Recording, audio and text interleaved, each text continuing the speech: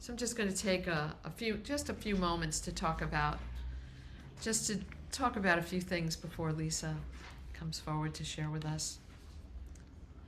If not now, tell me when.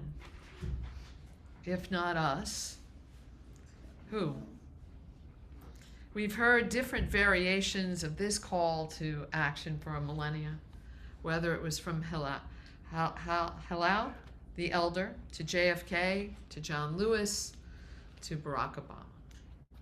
This timeless call to action reminds us that the work of justice is not for someone else. And it's not for later.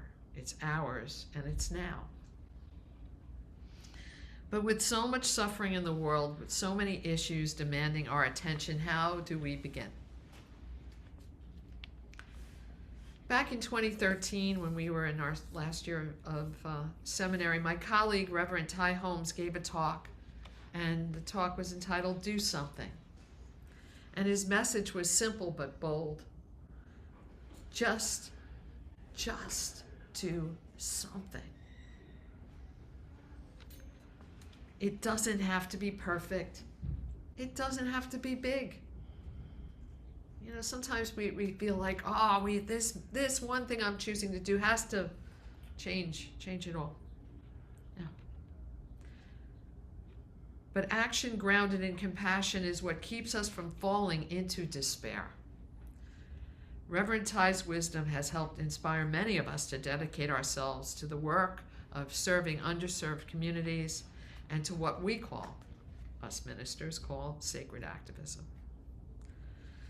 Over these years, and being involved in this sort of work and organizations, I've come to understand there are multiple stages of activism, not just one thing to do. And I'd like to share with you an analogy that I've often used that helps clarify the different ways that we could be involved in compassionate action. And the analogy goes like this. Imagine there is a house built on the bottom of a cliff.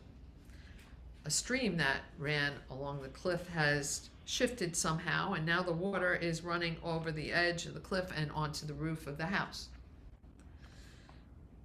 Of course, breaking the roof, and inside the house there are people. The people are cold, they're wet, they're sick, they are in desperate need of assistance. 3 levels. People in the house, and the water. First level, the people in the house who need immediate help. They represent those who are impacted by injustice. They are the victims of the political and financial structures that disenfranchise those who are different and those who are impoverished. People directly experiencing hardships. We know them. Those are people.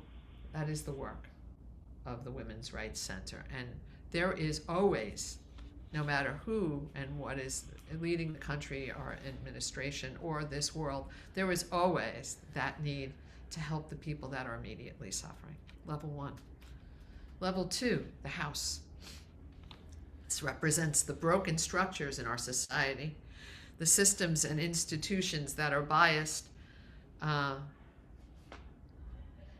and that are created just to serve those in power and that are wealthy. These are the institutions that are in place, the social frameworks that perpetuate inequality and make it nearly impossible for people to climb out of the crisis. And this is the work that we do when we go to protests, when we make elections, when we're involved in our Democratic committee or whatever our political leaning is. I have to be very cautious with what I say because 501c3. So, but it is the government and the structures that are in place in our society that allows for this kind of struggling and suffering. And finally, the stream at the top of the cliff.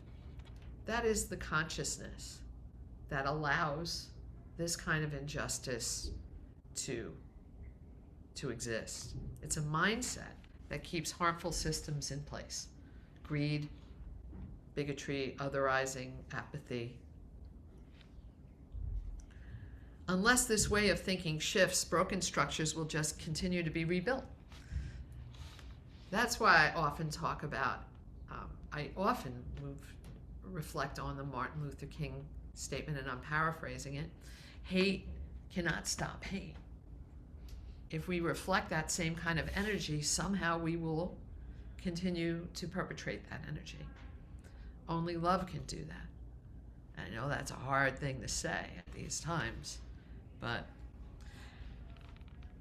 each of us plays a part in shaping the consciousness of our world. As Gandhi said, be the change you wish to see in the world. And as Unitarian Universalists, we believe in building a beloved community. And everybody's invited to the beloved community. It's a society, well, Martin Luther King envisioned the beloved community. It's a society where all people are treated with dignity, compassion, and justice. Changing the stream means choosing love over fear, unity over division, and justice over injustice and indifference. Each level needs our attention, each invites us to a different kind of action. And there are opportunities in all these levels. But shifting consciousness, we can't change somebody else's consciousness. But the consciousness that we walk the earth with has impact. And that we have power over. So today, we are honored to be joined by someone who has devoted herself to tending to that first level crisis, Lisa Maurer. Am I saying your last name? That's right. Mm-hmm. She is, again, the Associate Executive Director of the Women's Rights Information Center in Englewood. The Women's Center does powerful work offering safety, support, and resources to people who are, right now, inside that metaphorical house, women and families facing hardship and injustice and a lack of opportunity. Did I describe that well? Very well. So please join me again in welcoming Lisa as we explore how compassion can become a real life changing action and learn how we could all do something. Thank you, Lisa. Thank you. Let's have a little applause for Lisa. Oh, don't. Thank you. Thank you so much. Thank you. I often, first of all, I love to talk. So you've given me a platform and a topic that is so dear to my heart, and I could talk so much about all of it.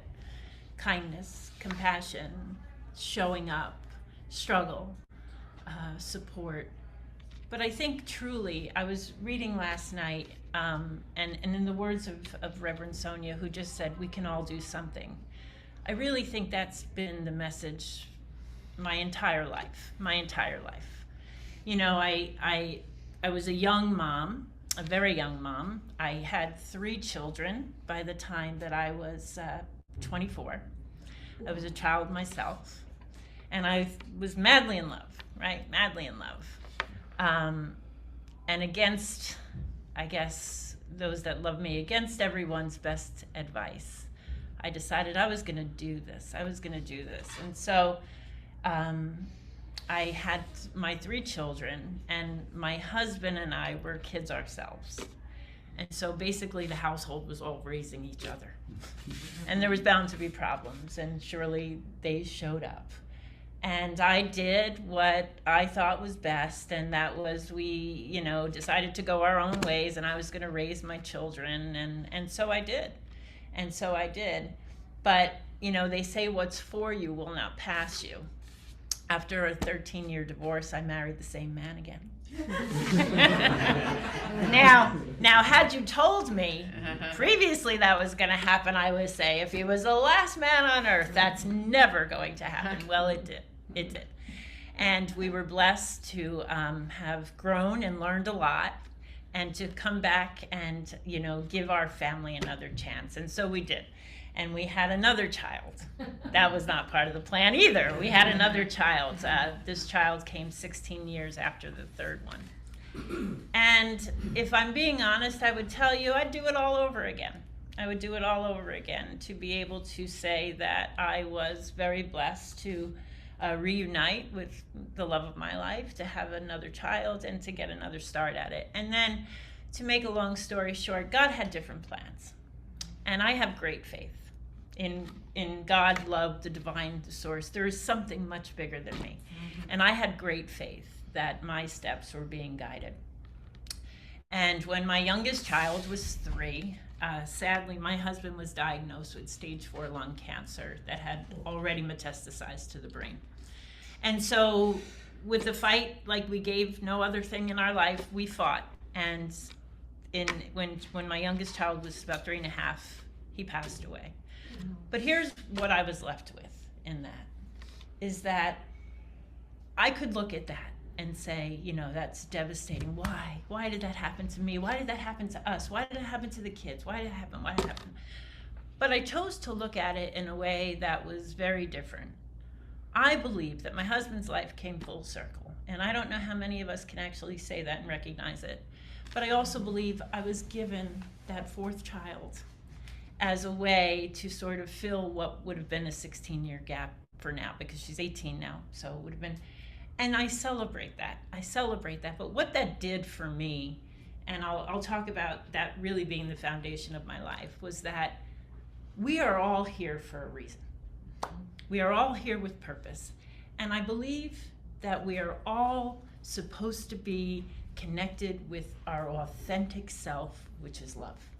I was reading Marianne Williams's book yesterday, Return to Love. I don't know if any of you are familiar with that. It's basically a summary in the Course of Miracles. I'm reading it right now. You are? Yes. So this is my 2nd time reading it, and I'm always sort of refueled every time I turn a page.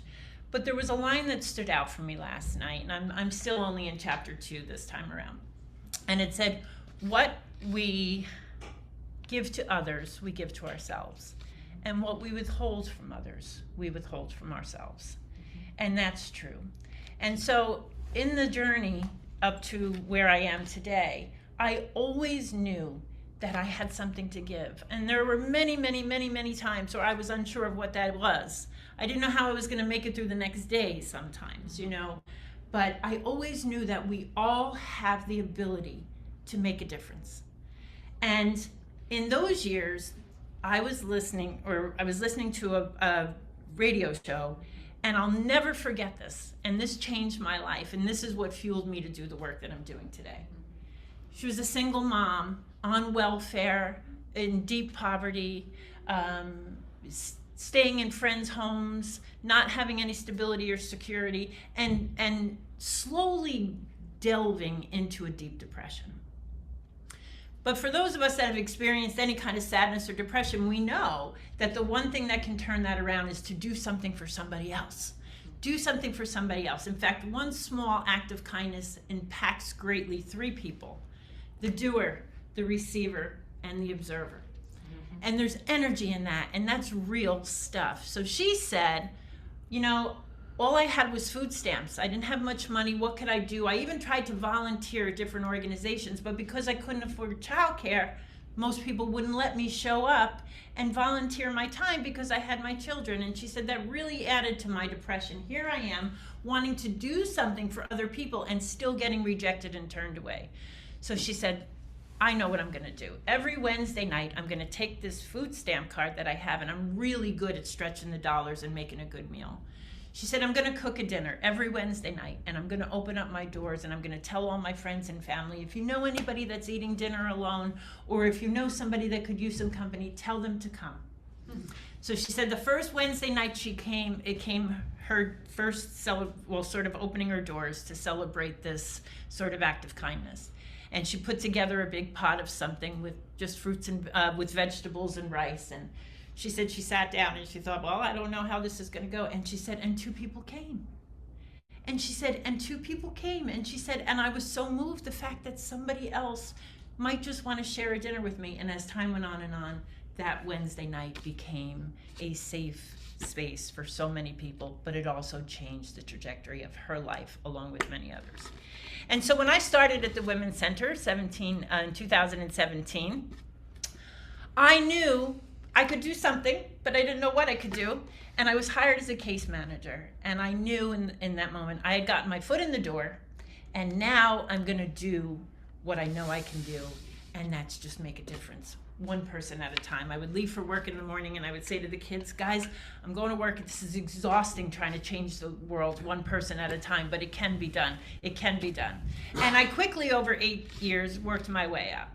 But there's so much I want to tell you about this Women's Center. But when I think about compassion in action, I think about we all are just trying to find out that we matter.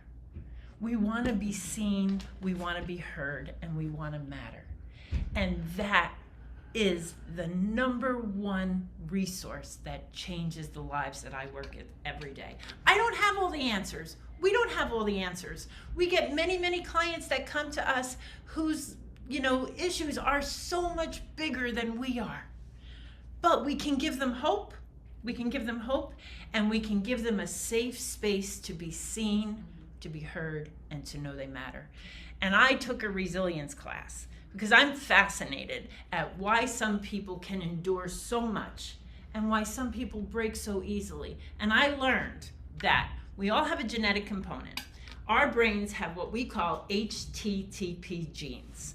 Most of us, we all have 2. Some have too long, some have too short, some have a long and short, and some have too short. And most of us will know, if I asked you a couple questions, which ones you have. I, my friends, definitely have too long because I have endured a lot, and I'm still standing, and I'm still here, and I'm still able to talk of, good in the world. And I think that's another problem too. There's a lot of good in the world. Englewood, inside 108 West Palisades Avenue, there's a lot of good. We just don't hear enough about it. The news highlights all the things that are going wrong in the world. There is a lot of good in this world happening every day. And I always tell people, if you look at it, it's not what you look at, it's what you see. And so it is there. But back to this resilience gene, because it is fascinating, is that for those of us, I have a friend that, she's in her 50s, she doesn't have any children, she works a 9 to 5, and she's got a really good stable life. But a hangnail could set her in bed for 2 days, right? So I think she has too short.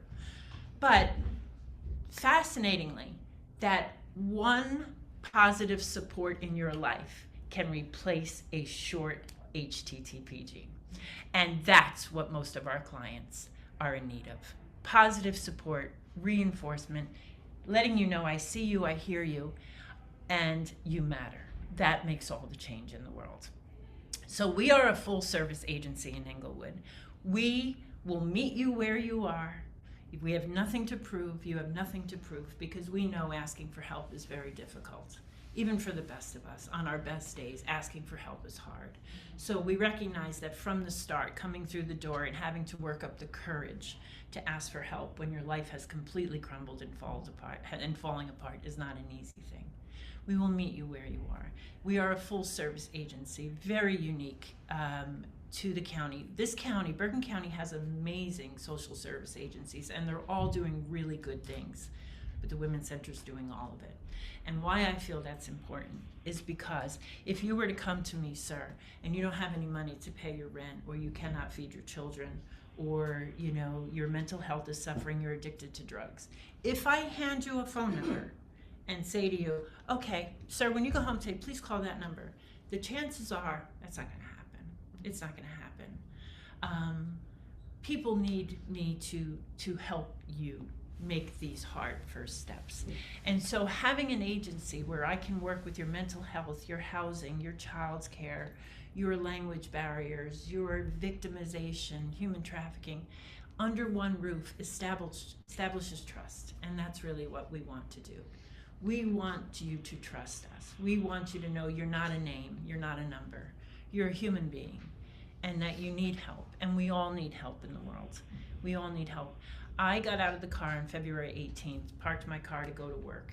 And when I go to work, I pass, which is an Elks Lodge on the side street.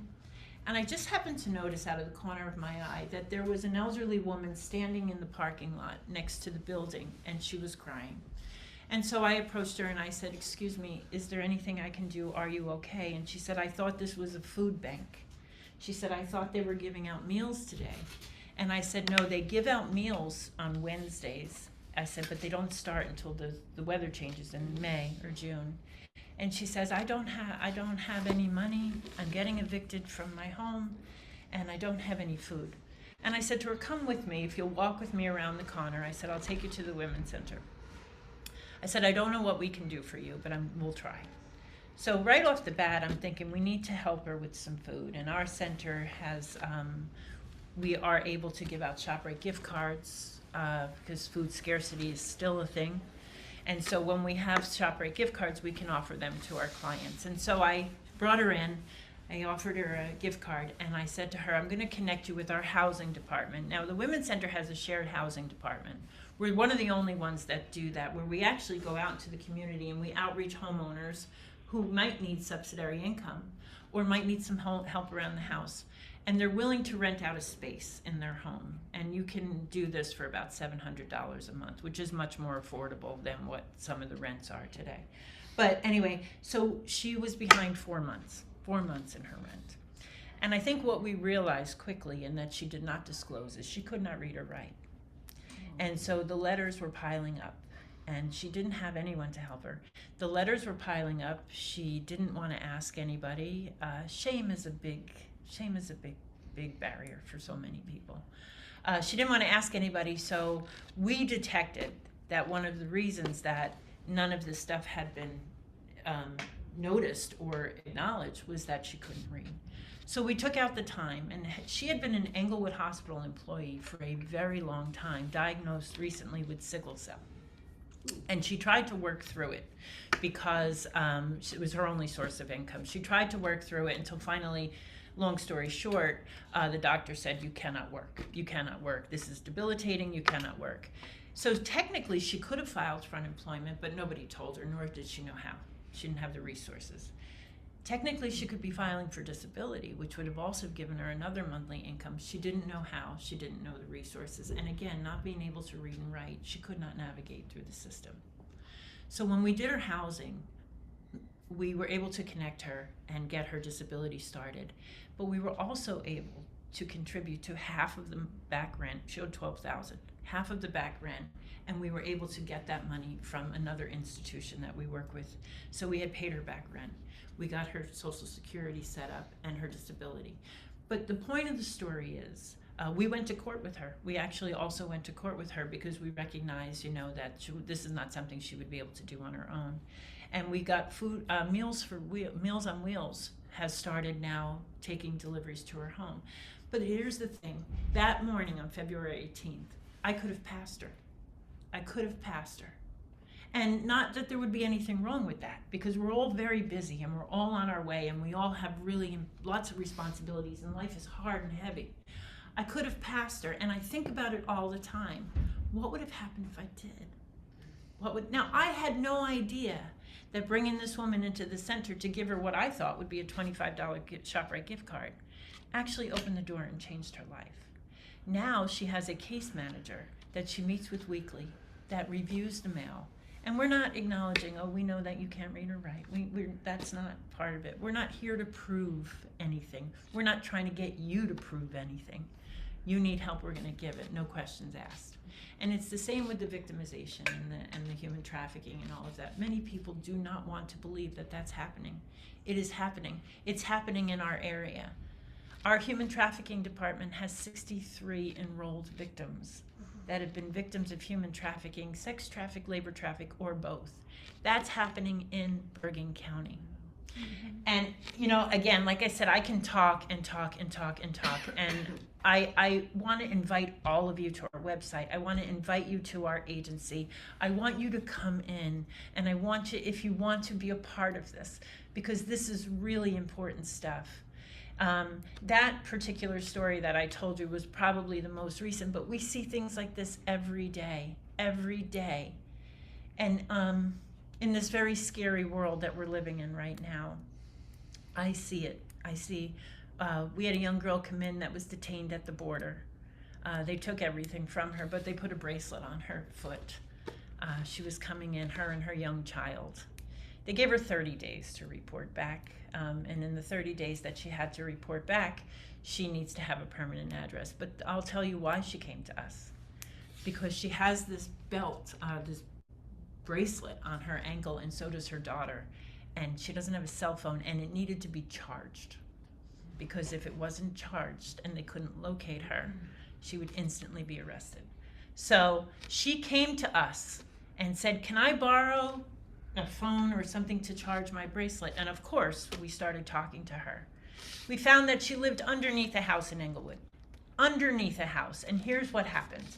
The owner of that house had deployed 2 men to surf the net, surf the internet, looking for young people that wanted to come to America and start their life over. And they charged them $13,000 a piece. $13,000. But because she got stopped at the border, wanted nothing to do with her. So she came here, she was caught, and they wanted nothing to do with her. So she connected with a friend here in Englewood who said to her, we'll help you. We'll provide you with a space to stay, which happened to be under the house. And when she said to us, I live under the house, we said, we would like you to take us there. Please take us there. She has a key. We get to the alley, she uses the key to open the gate, she goes around the house, and underneath the house in the crawl space is her blankets and her bags, where she is staying to work off this $13,000 that she owes for her and her daughter. Needless to say, advanced action was taken on that. But we found that in that home, there were several young moms, several young children. And we believe that people don't even know that they are being trafficked, right? There's a big difference between smuggling and traffic, but we believe that people do not know. But I only tell you that because these are real life situations that are happening all around us. Domestic violence is prevalent for so many women. 1 in 3 women are victims, but please go to our website. I've taken up too much time, I'm so sorry, but again, I cannot emphasize enough how we can all do something. We can all do something. We do all matter, and love is free. Love is free, and it is who we are at our core. And when you share that love, it can be silently. Open a door for someone. You've just told them you see them, right? You matter. Listen to somebody without judgment. We don't know the stories that they've had. They don't know about us. This, if we move in the space that's really authentic to our being, and it's the reason why we're here, we won't fail. We won't fail. We can just keep going. And I also believe that we will find the strength. We will find the strength, because that's where it really truly all is. It's in all of us. Thank you so much. I am really honored to be here today, to be in this. I feel lifted. I hope I've helped you. We all need each other. We're all here to walk each other home. That's the bottom line. Thank you, thank you, thank you. If you like this video, please like us on YouTube, subscribe to our YouTube channel, and click on the bell to be notified whenever we post a new video. Thank you.